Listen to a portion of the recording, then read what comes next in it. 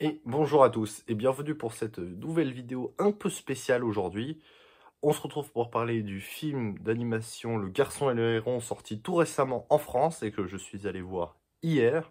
Bon, je suis rentré un petit peu tard de chez moi donc j'ai pas pu faire la vidéo hier soir, mais j'aurais bien aimé le faire directement, hein, mais j'ai pas pu, j'étais un peu fatigué.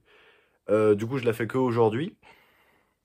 Bon, c'est pas du coup vraiment une réaction à chaud, c'est un peu plus à froid, mais il y a quand même déjà pas mal de choses à en dire. Alors cette vidéo, elle va pas être trop longue, hein, c'est pas une vidéo d'analyse, mais il y aura bien sûr une vidéo d'analyse qui sortira sur ce film un jour.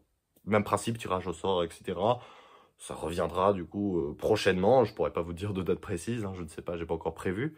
Mais il y aura évidemment une analyse plus détaillée sur ce film qui sortira en temps voulu. Mais là, du coup, c'est plutôt une réaction sur ce dernier film d'Hayao Miyazaki, et la moindre chose qu'on puisse dire sur ce film, c'est que c'est clairement le dernier film d'Hayao Miyazaki. Ce qui m'a beaucoup frappé dans ce film, c'est les différents niveaux de lecture qu'on peut avoir si on connaît très bien le studio Ghibli, ou si on vient de le découvrir. Je dirais que si on vient de le découvrir, ça ne nous empêche pas d'être porté par la magie de Miyazaki, encore une fois, qui nous subjugue par son niveau d'animation qui est juste encore exceptionnel et qui a encore une fois rien à dire.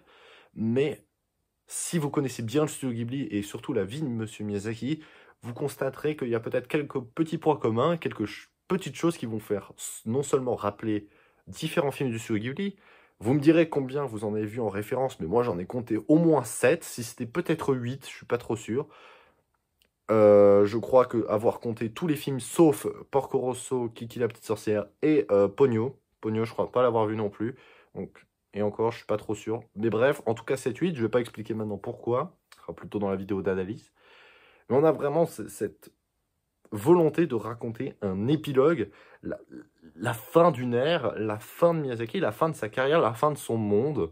C'est aussi une thématique qui revient, la fin, mais la renaissance, le cycle, le renouveau. Sans vraiment spoiler plus que ça, je vais pas en dire plus.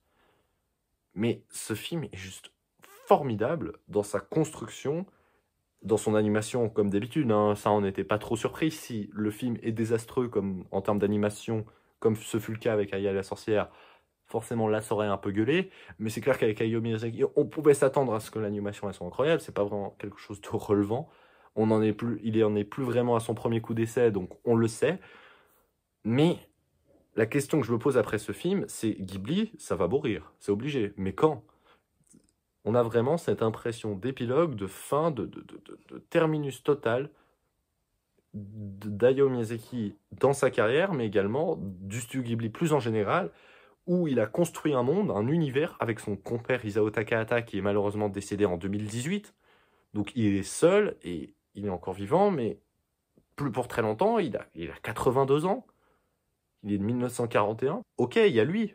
Il meurt. Il se passe quoi? Le studio Ghibli, il se passe quoi pour lui? Bah moi, c'est clair que pour moi, Hayao Miyazaki essaie de nous dire qu'il va rien se passer et que le studio Ghibli est un peu voué à disparaître comme une œuvre d'art qui disparaîtrait ou qui serait encadrée à la disparition de son créateur.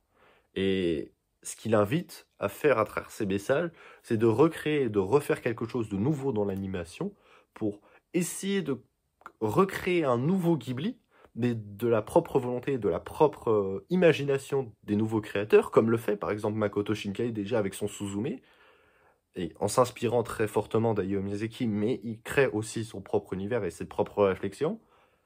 Et c'est ça que Miyazaki nous invite à faire, c'est de créer, d'imaginer un nouveau monde, une nouvelle forme d'animation pour les créateurs, pour correspondre à ce que lui propose et à ce que lui a réussi à créer dans sa carrière, pas pour reprendre en fait son travail et de continuer l'aventure Ghibli. Ghibli va s'éteindre avec lui, c'est un peu ça qu'il essaie de nous dire. Mais pas parce qu'il pense que personne n'est capable de le reprendre, c'est pas ça. C'est plutôt qu'il pense que c'est son trésor à lui et qu'il doit le conserver. Et ça se respecte, honnêtement. Donc, ce film est clairement l'épilogue. C'est l'épilogue, c'est la fin, donc c'est clair que si vous avez vu aucun autre film de studio Ghibli, vous n'aurez pas du tout ce regard-là. Il faut peut-être voir les autres avant. Mais c'est vrai que si vous avez vu tous les autres avant, vous aurez cette impression de déjà vu. Cette impression que Le Garçon et le Héron a du mal à subsister sans les films précédents. C'est un peu le constat que j'en ai fait. Contrairement à d'autres films, comme Ponyo par exemple, qui a des références de Mon voisin Totoro qui sont cachées, un petit Totoro qui est caché à un moment dans le film, ça c'est une référence. C'est-à-dire que, évidemment, Ponyo n'a pas besoin de Mon voisin Totoro pour exister dans son propre univers. Par contre, Le Garçon et les Héron, si on enlève tous les autres films du studio Ghibli et qu'on enlève toutes les thématiques qui ont été traversées, Le Garçon et les Héron n'a pas de structure qui lui permet d'être stable tout seul. Il est construit à partir de tous les autres films du studio Ghibli, dans le sens de mettre un chapitre final, un épilogue, une construction, une tour qui a tenu jusque-là, mais qui s'effondrera quand son créateur disparaîtra. Il y a beaucoup de sens cachés, beaucoup d'analogies avec son enfance, avec la fin du studio Ghibli du coup, et avec tous ses films. Si vous êtes très observateur, peut-être que vous en verrez beaucoup. Moi, je pense que j'en ai vu pas mal, mais je pense que je les ai pas tous vus. Il y en a beaucoup, je pense. Et là, on se penchera sur tous ces points-là, sur l'analyse, une vidéo qui sera consacrée à l'analyse de ce film, qui sortira plus tard. Quoi qu'il en soit, on va arrêter tout de suite cette petite vidéo réaction, un peu spéciale, nouvelle sur la chaîne. Et on se retrouve évidemment ce week-end pour le prochain film d'animation, comme prévu, sur un animé assez conséquent d'ailleurs. Donc on parlera aussi un petit peu de l'animé qui concerne ce film d'animation. Et sur ce, je vous dis à plus tout le monde.